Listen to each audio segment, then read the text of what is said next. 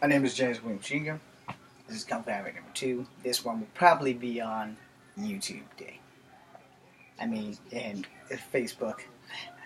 It's been a rough day. So today is Dr. Martin Luther King Day, and there's no school. And I'm not happy about that because the kids are around. Granted, they're silent because I know they see those damn lights. But here's the thing. The I Have a Dream speech. I'm sure most of you remember it. I don't remember all of it, but I do know a pretty good portion of it. I'm not going to recite it because all I remember is the most important part about little white boys and little black boys holding hands and playing with each other.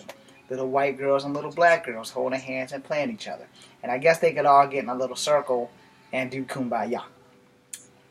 Dr. King is probably looking down on us right now and thinking, half my dream has accomplished, half my dream has not.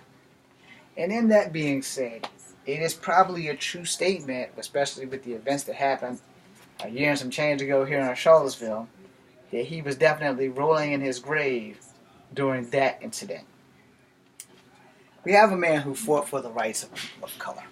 Not just blacks, but people of color. People of all colors. We have a man who wanted everyone to live in peace and harmony.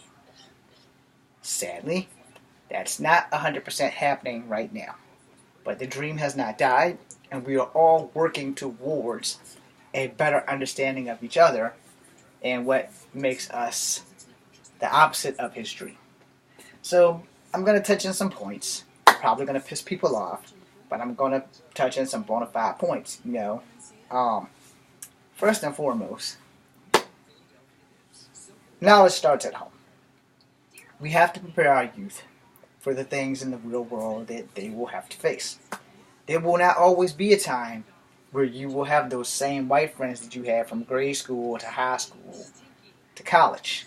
Left off middle school because that's about the time where people start falling into these cliques of where they're going to still be your friend when you hit high school, or if they're going to give you the finger when you hit high school. This happens. I know this because friends that I had in middle and grade school were no longer my friends when we got to high school.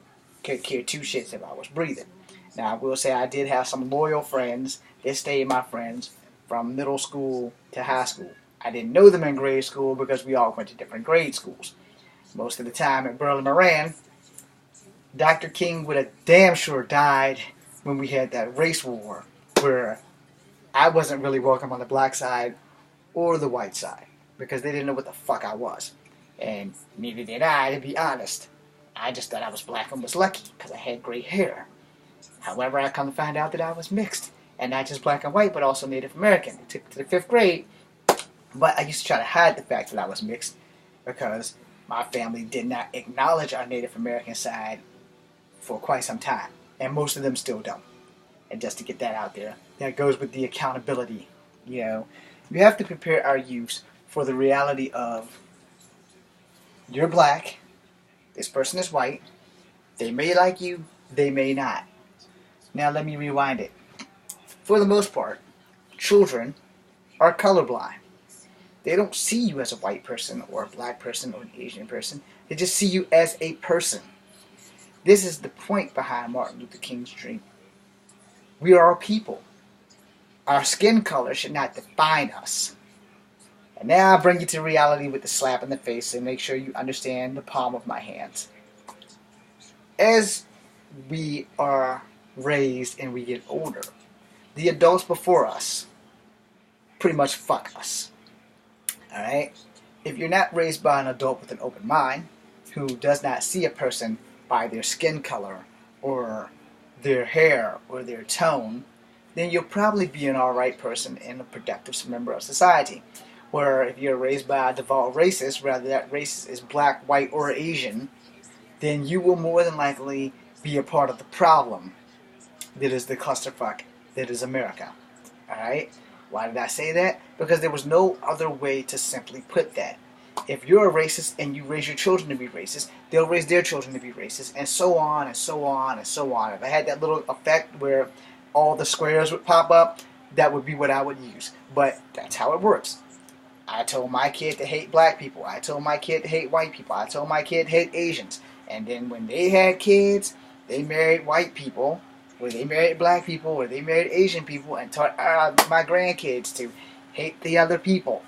And as long as we're teaching hate, as long as we're preaching hate, then we will never succeed in life. And if there was an island where everybody who hated other people could just move to, I'm sure that would be great. They would probably massacre each other because they'd have something new to hate each other about. They'd all be the same skin color because only the strong would survive, and people would get massacred, kids would get massacred because you don't want to let the bloodline continue. So you'd all just wind up killing each other. And then you'd all get to fighting when the surviving color of those people are left. Then you'll start getting to fighting over economic wealth until the last family standing. Now, if that ever comes into fruition, which I pray that it doesn't, that might be the one way to solve all the racist people, by putting all the racist people on an island where everybody of every race who hates everybody else, every other race, just get on an island and free-for-all the shit out of that shit until the last racist family is standing. And after they're standing, they may stay on the island because we don't want them to come back here. But if they stay on the island, we'll give them provisions and everything, and they can make trades and all that, and they can build a wall and be safe in all the racist communities. Well, the normal people who aren't racist or prejudiced can live in the great state of freedom to be who you want to be, to say what you want to say without offending people or wanting to cut somebody's throat for the one thing in the universe that no human on earth can change: the color of their skin. Now, don't take this wrong. I know some beautiful white people who love the fuck out of everybody, their family. I know some black people who love the fuck out of everybody, their family. I know some Native Americans who love the fuck out of everybody, their family. And on that saying that, I know the same type of people who hate the fuck out of everybody. Those are the people that need to go, you know. And until we figure out a way to combat racism, the dream is alive, but we're not holding to it. So for Dr. Martin Luther King, please, people, understand that this man died for us all to unify. Not just because of race, but because of human species alone. There are many different humans. There are many different cultural backgrounds. And if we learn from each other instead of hate each other, we might achieve greatness. But until that day, we will never succeed. Many people have lost their lives for being in love with other people of different races and ethnicities. Many loves did not get to come to fruition because of racist ass families and stopping this thing from happening because, oh, I don't want you to date that guy, he's a half-breed. I don't want you to date that girl because she's blonde-haired and blue-eyed. We don't want any other race mixing going on. We don't want you guys, like me, to exist. Well, here's the thing. A lot of race mixing got started through murder, rape, and pillaging of the indigenous species. Alright? Of all cultures. It didn't just happen to blacks and Asians and whites. It happened to all cultures. There were Native Americans that were assimilated into other tribes, which their tribes died out and they were just assimilated in by force sometimes. And it can be said by blacks and by whites, and there's no saints, period. But we can change the course of history by learning from the mistakes of the human defect. The human defect is hate. You know, the opposite of hate is love. You can't love everybody, but you can find that tolerance point in the middle. And Dr. King's whole dream was for us to not hate each other, but to understand, love each other when we can, and be right with each other for the one thing that God gave us: diversity. We can't change our skin color. We can't change our skin tone. My skin tone's up here. So, I'm actually high yellow. But because I refuse to wear long sleeve shirts, my arms are brown. I've been the victim of reverse racism. I've been the victim of racism.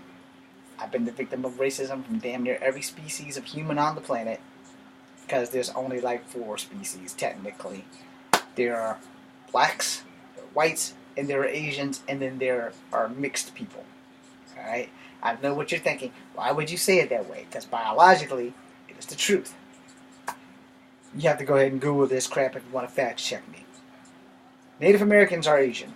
So that covers all of the Asian races there. Blacks are blacks, whites are whites. That's pretty much it. If you go by the genealogy, Asians are called Mongoloids, blacks are called Negras, and whites are called Caucasianus Maximus. I'm probably not saying that right. But anyway, it doesn't really matter. What matters is what's in here and your actions. Do not judge people by the contents of their character or their actions. If their actions are evil, that does not reflect every other person who looks like them. I probably didn't say that right. But what I meant to say was, don't judge every black person by one black person's actions. Don't judge every Asian person by one Asian person's actions. Don't judge every white person by one white person's actions. There are good souls in everybody. There are bad souls in everybody. Each race has good and bad, and we have to find a way to come in between and stop that shit. If we can figure out why we hate each other, we can start loving each other. I'm James Williams Jr. Happy Dr. Martin Luther King Day.